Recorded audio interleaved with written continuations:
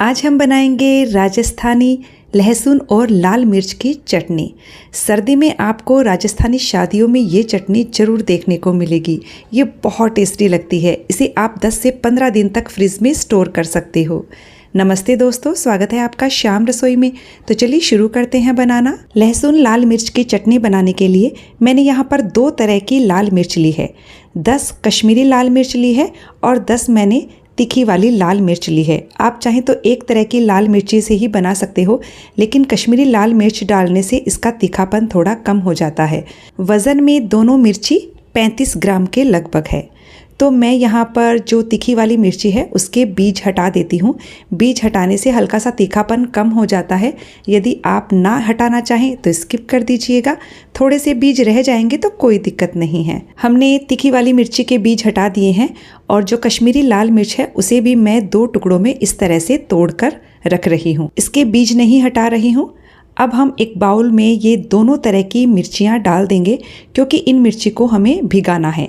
मैं यहाँ पर लगभग 2 कप गर्म पानी डाल देती हूँ। एकदम गर्म पानी डाला है मैंने और मिर्ची को ढककर 1 घंटे के लिए रख दूँगी।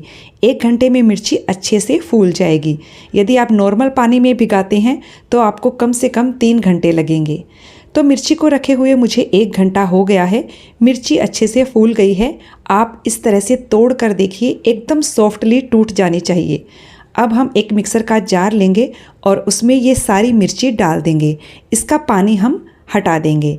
तो मैंने सारी मिर्ची मिक्सर के जार में डाल दी है। अब हमने यहाँ पर लगभग 70 से 80 कलियाँ लहसुन की ली है। ग्राम में बोलूँ तो 70 ग्राम लहसुन हमने लिया है। 35 ग्राम लाल मिर्ची के लिए मैंने 70 ग्राम लहसुन का इस्तेमाल किया है। अब हम इन्हें हल्का सा दरदरा पीसेंगे। पानी की ज़रूरत हो तो डाल लीजिएगा।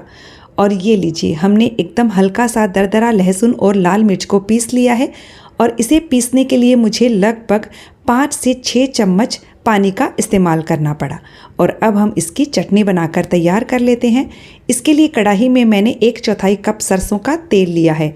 वैसे पारंपरिक रूप से ये चटनी घी में बनाई जाती है, पर मैं इसे तेल में बनाकर ऊपर से थोड़ा सा घी डाल देती हूँ। सरसों के तेल को हम अच्छे से धुआं उठने तक पहले गर्म करेंगे। धुआं उठने लग जाएगा तब एक बार गैस की फ्लेम को बंद कर दीजिए, ताकि तेल का टेम्परेचर कम हो जाए। और अब हम फिर से गैस की फ्लेम को ऑन करेंगे और इसमें 1 चम्मच जीरा डालेंगे। इसे अच्छे से चटकने दीजिए। गैस की आंच को बिल्कुल धीमा रखिए और इसमें लहसुन और लाल मिर्च का पेस्ट डाल दीजिए। आपको ये लहसुन और लाल मिर्च की चटनी पूरे टाइम धीमी आंच पर ही पकानी है। तो पहले हम इसे अच्छे से मिक्स कर लेते हैं और मिक्स करने के बाद हम इसमें 2-3 चम्मच पानी डाल देंगे, क्योंकि मिक्सर के जार में थोड़ा सा पेस्ट लगा हुआ था, तो उसे हमें वेस्ट नहीं करना है। बस पानी डालकर इसे अच्छे से मिक्स कर दीजिए। अब हमें बार बार इसमें पानी का इस्तेमाल नहीं करना है।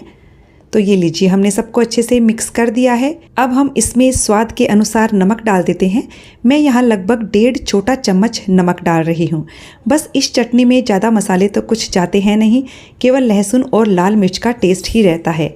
नमक को अच्छे से मिक्स कर दीजिए और धीमी आंच पर इस चटनी को हम लगभग 20 मिनट के लिए पकाएंगे। जितना अच्छे से पकाएंगे ये चटनी उतनी ही स्वादिष्ट बनेगी और उतनी ही लंबे समय तक चलेगी। तो मैं इसे धीमी आंच पर ढक कर पकने के लिए छोड़ देती हूँ। बीच बीच में इसे चलाना है। अभी मुझे चटनी को पकाते हुए लगभग 2 से 3 मिनट हुआ है। शुरू में इसमें बहुत ज़्यादा छींटे उड़ते हैं, इसके लिए ध्यान रखिएगा।